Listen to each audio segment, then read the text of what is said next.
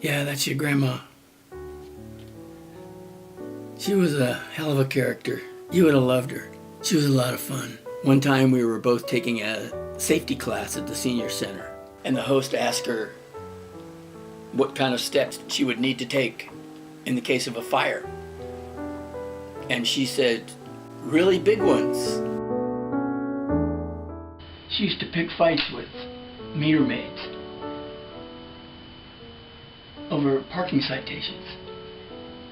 And then she would argue and argue about something, and every time she made some wise-ass remark, they'd write her another ticket, until there were like 3 or 4 underneath the windshield wiper. And of course, the officer would usually go away feeling very vindicated and self-righteous.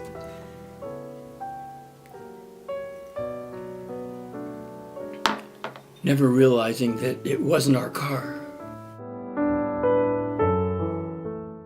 I remember one time at Costco, she went over to the pet supplies section and tried to convince everybody buying dog food that she had been on a diet of dog food for the last 2 years.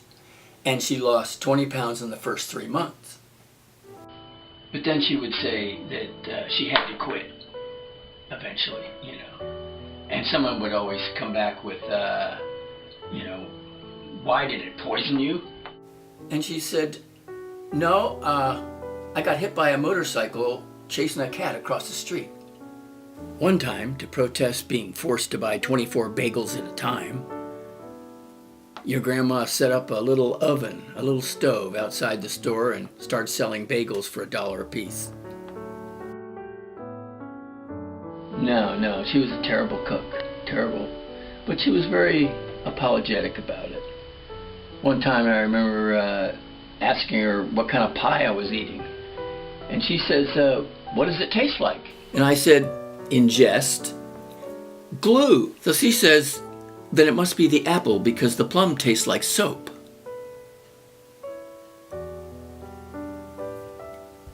I did most of the cooking.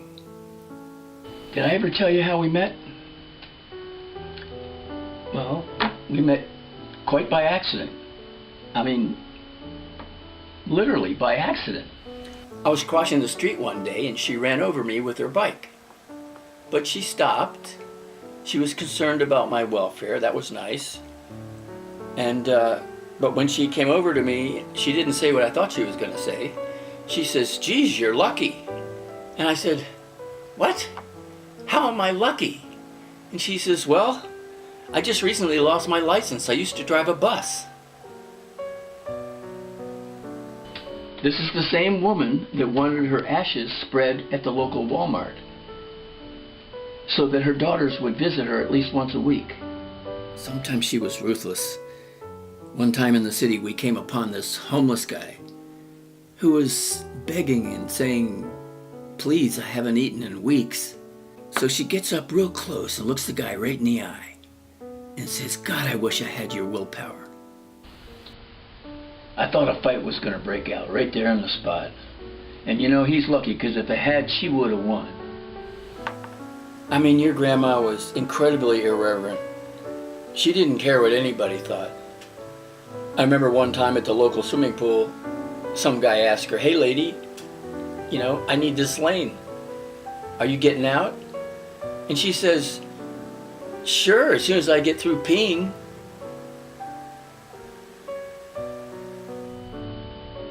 We lost more friends that way.